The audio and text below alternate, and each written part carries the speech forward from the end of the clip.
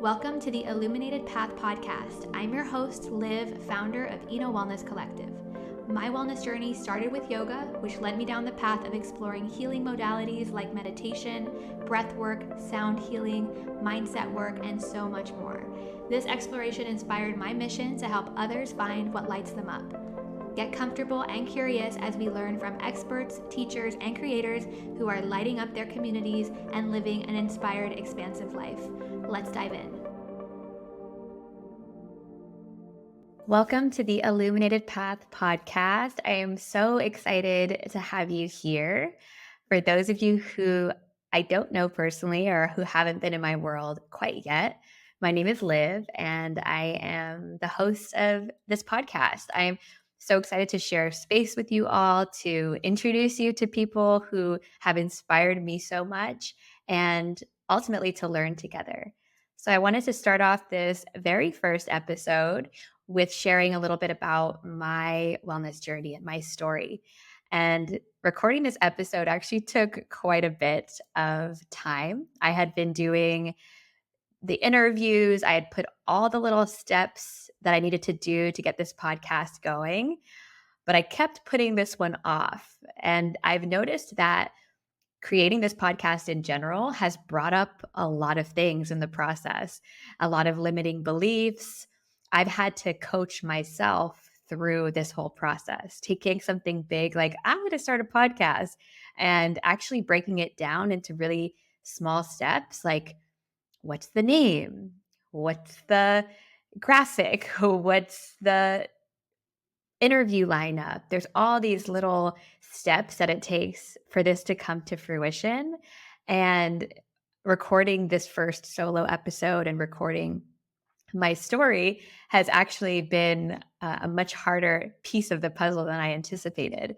So I'm excited to share a little bit about my journey, my story, my path, and what led me here before we start to dive into an amazing lineup of interviews that I have for these next few weeks together.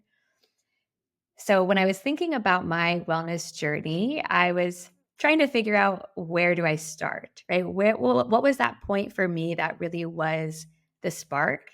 And you'll hear in a lot of the interviews that I do with guests, I always ask them that. Where did it come from, right? What sparked thinking about your health and wellness in a more conscious way? And so for me personally, what sparked it for me was an injury. So I had an injury in high school where my knee would dislocate. If anyone ever has had that experience, it is awful. And so I had this injury that would happen every now and then, and it really slowed me down. At the time, I was dancing. I had minored in dance in college, so I was doing a lot of active dance classes. And so it really slowed me down. So I was raised on Guam. I moved to San Diego for college. And so as I was in San Diego for college, I decided to go to my first yoga class. A friend of mine at the time said, let's go, let's sign up together. Let's take our first class together. And a funny story is that now we're both yoga teachers. So really amazing how that first little experience of like, let's go take a yoga class together really sparked this path for both of us. So I remember being in that first class and really connecting to it because I was able to move my body with my breath. I was able to connect to my body. It was a vinyasa power class. It was very hot, very sweaty, very active, and I loved it. I was really so connected to that style of yoga and the teacher at the time. And so I remember walking in, so where I went to college, next to it is this little place called La Jolla. It's a beautiful part of San Diego, right on the beach. And I remember seeing a sign, sort of those window decals that you see on windows before something opens. And there was a sign saying like yoga studio coming soon. And I remember I snapped a picture of it, got in touch, like emailed the email, and it all happened very fast. And a couple days later, I remember being in the owner's house, like on a computer, sending out invitations, inviting some of their members to come. And it was really amazing to see from like pre-opening, grand opening of this amazing yoga studio, and then all through, getting people into classes, teacher trainings, events. And when I look back on it now, I think, wow, what an amazing place to have that first yoga job experience. When I think about that experience, I think when I looked at the schedule of classes, there were 10, 12 classes a day, like at all different hours, all different types. Yoga for surfers, yoga for, power vinyasa, Iyengar, restorative, sound bath, teacher training, breath work, right? There were so many amazing classes and amazing teachers there. And part of the exchange, as I helped with events and helped in the front desk and checking people in, is I got to take any class I want. And so I would oftentimes have my shift, and then whoever was teaching at the end of my shift, I would just pop into that class. Sometimes I would be the only person in there. I got some private classes. Sometimes I would just be with another person. Other times I was sneaking in the back of like a packed waitlist class, right? So I think that experience there was so eye-opening to experience not just yoga, but things like breath work, different teachers, meditation. I remember having my first really real meditative experience in that studio. Unfortunately, it's no longer there. I always wish I could go back and experience a class there, but I definitely can trace back my yoga journey to seeing that literal sign. A couple of other things that really inspired me along the way. So I decided after college to not take the traditional route of jumping into a job. I had studied communications in college. I minored in dance, a nice little duo there for to really be like, what am I going to do next with this? But I knew that I would find a job. It would be aligned, and the timing would all be in line when the time was right. But I decided to take a slightly alternative path. I decided to, instead of jump into a job post college, that I would go traveling. And initially, I had just planned to go traveling, backpacking around South America for 2 months. I had a friend that was going to come with me. We had our backpacking gear, we had our itinerary, starting in Peru, doing Machu Picchu, making our way kind of the backpackers route. And before leaving, I'd graduated from college in San Diego. I had moved up to LA. Was in a relationship. My boyfriend lived up there.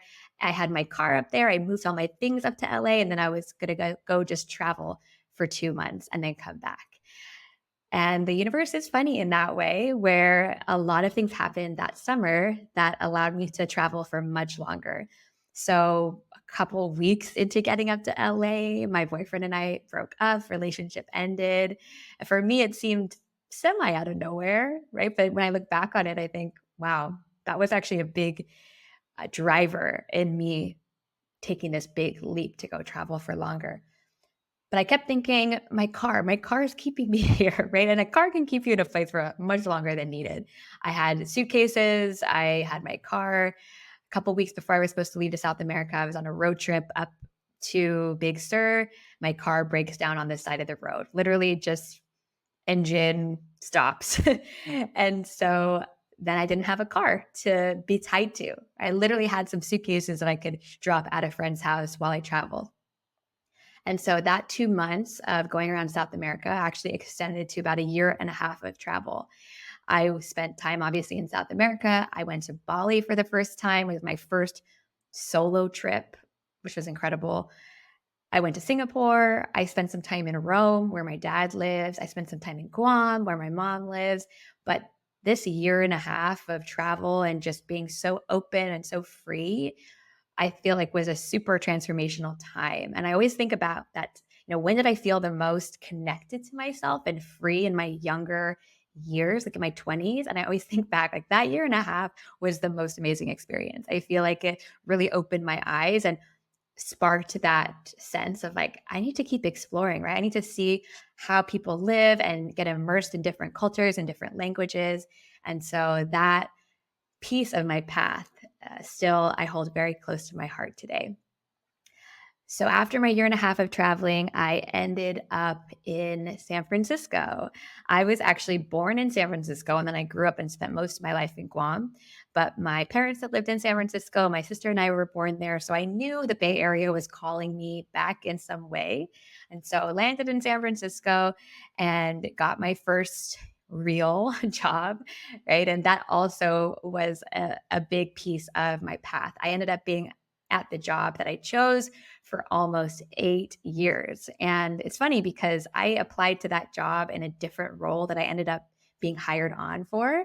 I was between that company that I worked for and another company that was more sort of well known. Everyone knew the name of it in that, tech world at that time. And so my decision was, do I go with this big name company at this role that maybe I'm like on the fence about, or do I go to this kind of newer company that's kind of in my interest wheelhouse, but I don't know exactly where it might lead me to?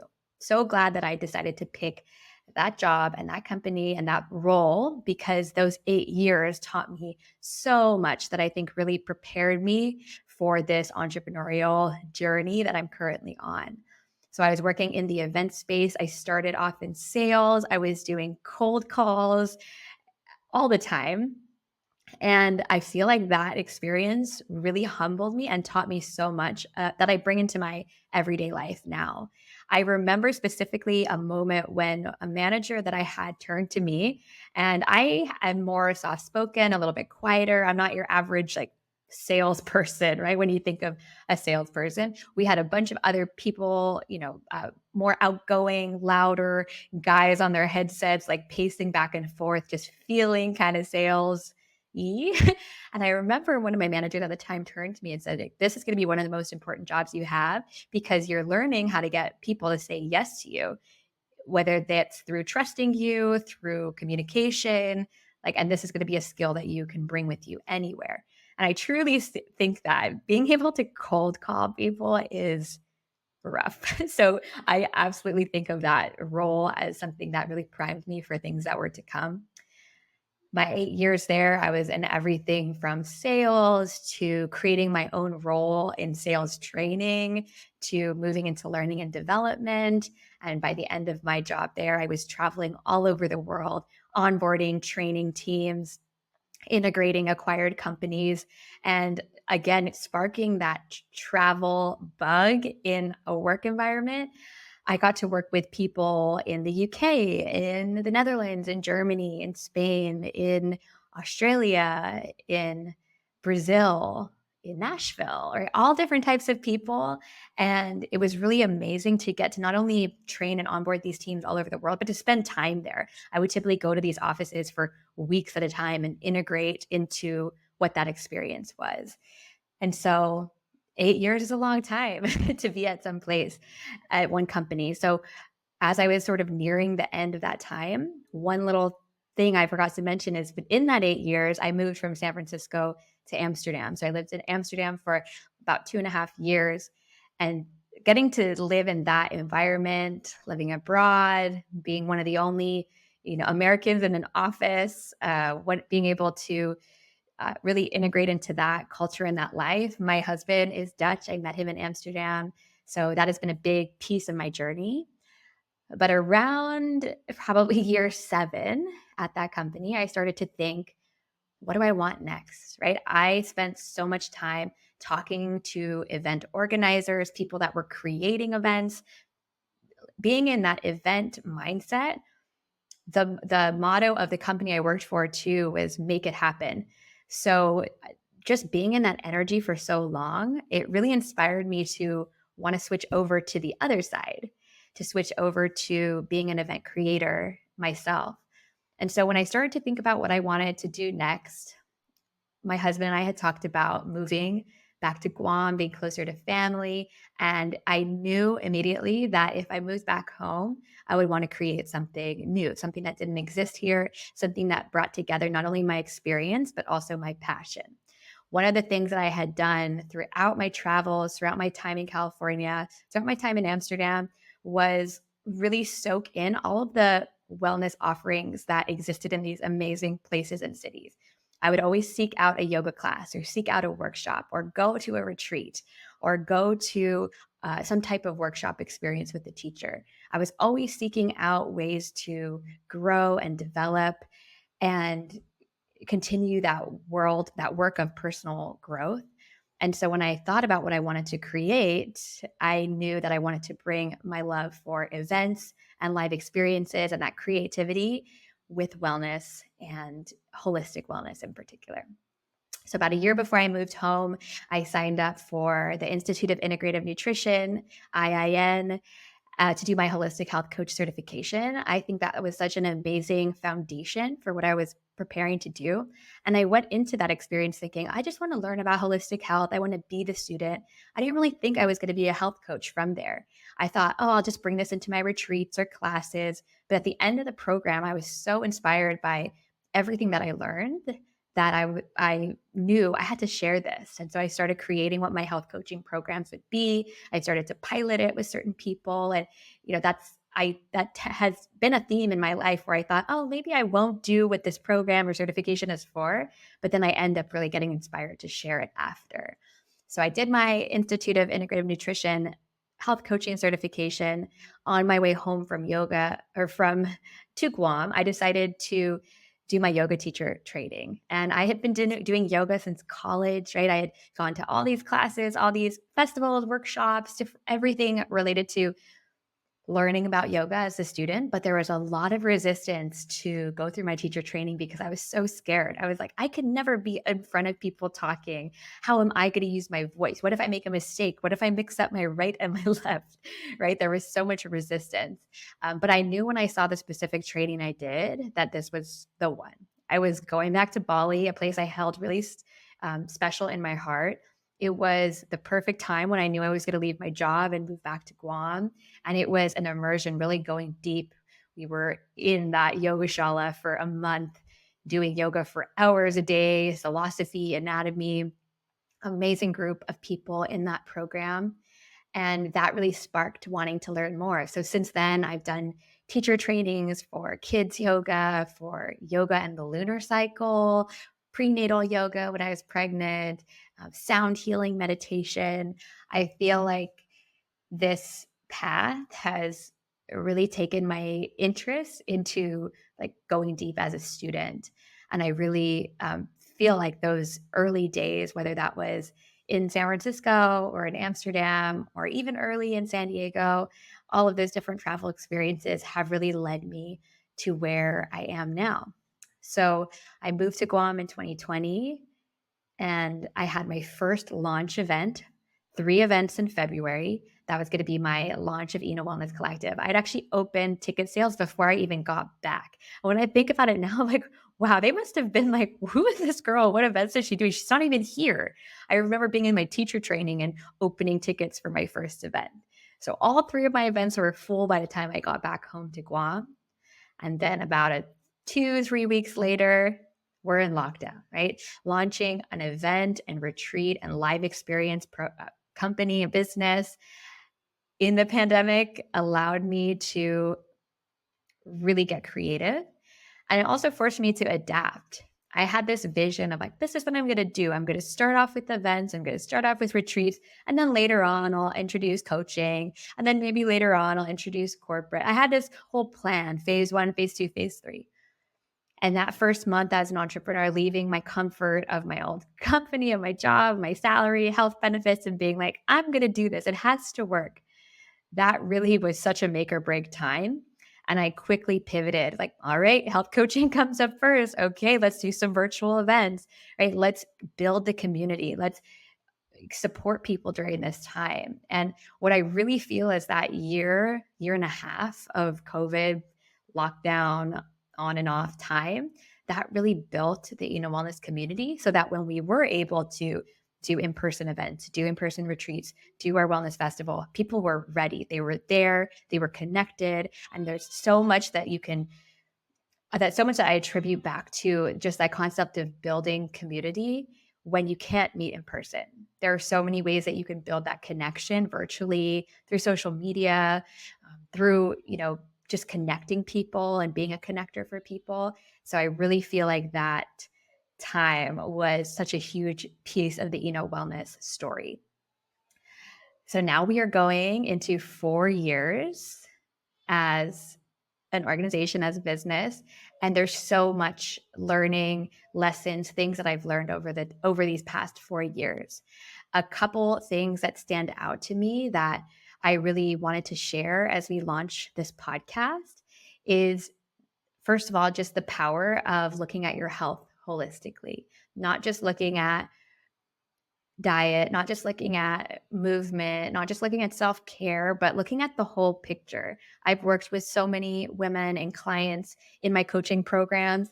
I've started to see all these themes and trends and behaviors and patterns. And it's so apparent to me how, when we are able to zoom out and look not just at health in one way, when we're able to really look at it holistically, we can start to really change and get to the root of things.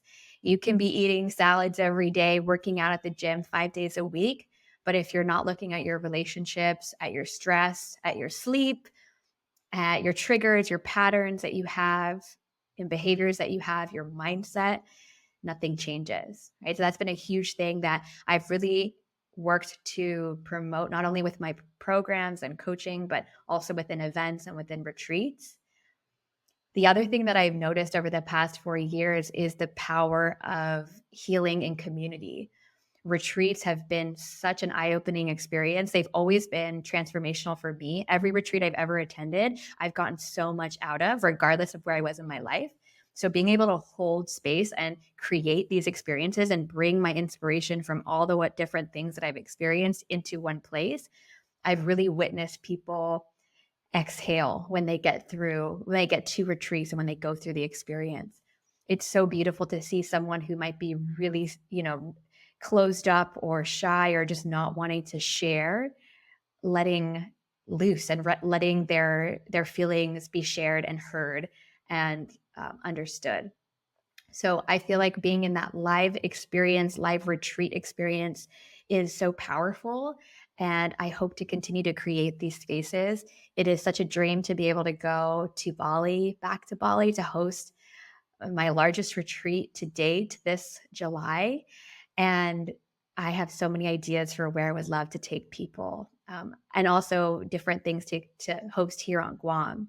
There's a lot of power in gathering here locally and doing these experiences, but there is something different I notice when people come to a retreat that's kind of far away. You're able to really disconnect in a way that is sometimes hard to do at home. The other thing I wanted to share that I've really witnessed and experienced over the past 4 years is the power of community. One of the things I really wanted to do when I got home was connect all the different people that are doing amazing things. There's so many beautiful practitioners here on Guam, whether they're doing massage therapy, Reiki, sound baths, yoga, personal training, CrossFit, whatever it might be. There is that buzzing scene, and everyone connects to different things. And I love that. Everyone brings their own energy and their own expertise, and everyone's going to connect to different things. I always tell my yoga, students in my beginner series, I'm like, go out and try different teachers, try different classes, find what lights you up, find what connects find what connects to you the most. And so I've loved to connect with so many local businesses, local entrepreneurs, local creators. I've collaborated with so many of them, whether that was through retreats, events, having 40 plus vendors at this past year's Well Fest. It is amazing to see what happens when people come together for a shared purpose. And I really believe that's such a big piece of this movement of holistic health here on Guam is collaboration.